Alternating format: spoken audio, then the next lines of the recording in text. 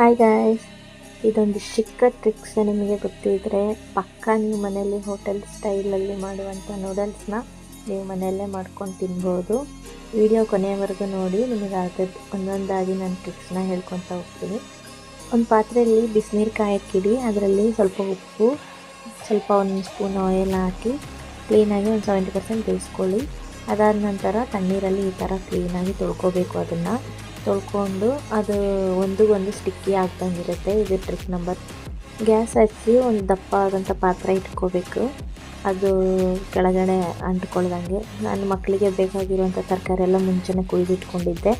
ಅದನ್ನು ಅದಕ್ಕೆ ಹಾಕಿ golden brown ಆಗೋ ತನಕ ಅದನ್ನು ಬೇಯಿಸ್ಕೋಬೇಕು. ಎಷ್ಟು ನಾವು ಫ್ರೈ ಮಾಡ್ತೀವಿ ಅಷ್ಟು ಟೇಸ್ಟಿಯಾಗಿರುತ್ತೆ.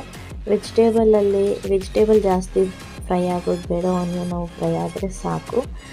ಇದಕ್ಕೆ ಸ್ವಲ್ಪ ಸಾಲ್ಟ್ ಹಾಕಿ ಬೇಯಿಸ್ಕೊಳ್ರಿ ಬೇಯಿಸುವಾಗ. ಮತ್ತು ನಮ್ಮ ನೂಡಲ್ಸ್ ಆಲ್ರೆಡಿ ಸ್ವಲ್ಪ ತಣ್ಣಗಾಗಿದೆ. ಈಗ ಅದಕ್ಕೆ 1 ಸ್ಪೂನ್ ಆಗೋಷ್ಟು ಜಿಂಜರ್ ಗಾರ್ಲಿಕ್ ಪೇಸ್ಟ್ ಹಾಕ್ತಾಯಿದ್ದೀನಿ. ಅದನ್ನು ಸ್ವಲ್ಪ ಎಣ್ಣೆಯಲ್ಲಿ ಚೆನ್ನಾಗಿ ಫ್ರೈ ಮಾಡ್ಕೊಳ್ಳ್ರಿ. ಮಾಡ್ಕೊಂಡಾದಮೇಲೆ ಇದಕ್ಕೇ ನಾವು ಈಗ ಸ್ವಲ್ಪ ಲಿಟಲ್ ಬಿಟ್ ಮಕ್ಕಳು ತಿನ್ನೋದ್ರಿಂದ ನಾನು ಸ್ವಲ್ಪ ಖಾರ ಕಡಿಮೆ ಮಾಡಿದ್ದೀನಿ. ಅದಕ್ಕೆ ಸ್ವಲ್ಪ ಸಾಲ್ಟ್ ಕಡಿಮೆ ಆಗಿತ್ತು, ನಾನು ಹಾಕ್ಕೊಂಡೆ. ಸ್ವಲ್ಪ ಸೋಯಾ ಸಾಸ್, ಸ್ವಲ್ಪ ಚಿಲ್ಲಿ ಸಾಸ್, ಸ್ವಲ್ಪ ಟೊಮೆಟೊ ಸಾಸ್ ಹಾಕ್ಕೊಂಡು ಕ್ಲೀನಾಗಿ ಫ್ರೈ ಮಾಡ್ಕೋಬೇಕು. ಮಾಡಿಕೊಂಡು ಇದಕ್ಕೆ ಅದು ನೂಡಲ್ಸ್ ಪೌಡರ್ ಅಂತ ತೊಗೊಂಡು ಬಂದಿದ್ದೆ, ಅದನ್ನು ಹಾಕಿ ಕ್ಲೀನಾಗಿ ಬೇಯಿಸ್ಕೊಂಡು ಫ್ರೈ ಮಾಡಿಕೊಂಡು ಅದಕ್ಕೆ ಸ್ವಲ್ಪ ವಾಟರ್ ಹಾಕಿ ಬೇಯಿಸ್ಬೇಕು. ಸ್ವಲ್ಪ ಅದು ಗ್ರೇವಿ ಥರ ಇರಬೇಕು, ಅಂದರೆ ಬರೀ ಡ್ರೈ ಆಗಿದ್ದರೆ ಅದು ಚೆನ್ನಾಗಿರಲ್ಲ. ಅದು ಸ್ವಲ್ಪ ಏನು ಅಂದರೆ ಗ್ರೇವಿ ಆಗಿ ಇದ್ದರೆ ನೂಡಲ್ಸಿಗೆ ಚೆನ್ನಾಗಿ ಮಿಕ್ಸ್ ಆಗುತ್ತೆ. ಅದು ಸೆಕೆಂಡ್ ನಂಬರ್ ಟ್ರಿಕ್. ಅದಾದಮೇಲೆ ಕ್ಲೀನಾಗಿ ಅದನ್ನೆಲ್ಲ ಮಿಕ್ಸ್ ಮಾಡ್ಕೊಳ್ರಿ. ಮಿಕ್ಸ್ ಮಾಡಿಕೊಂಡು ಸಾಲ್ಟ್ ಎಲ್ಲ ಬೇಕು ಅಂದರೆ ಈ ಟೈಮಲ್ಲೇ ಹಾಕ್ಕೋಬೇಕು.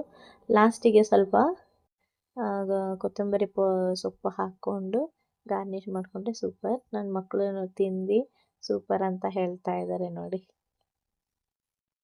ಇದೇ ರೀತಿ ಟೇಸ್ಟಿ ರೆಸಿಪೀಸ್ ಬೇಕು ಅಂತಂದರೆ ನೀವು ನನ್ನ ಚಾನಲ್ನ ಸಬ್ಸ್ಕ್ರೈಬ್ ಮಾಡಿಕೊಡ್ರಿ, ಸಪೋರ್ಟ್ ಮಾಡಿರಿ, ಮತ್ತು ಕಾಮೆಂಟ್ ಮಾಡಿ. ಬಾಯ್ ಬಾಯ್.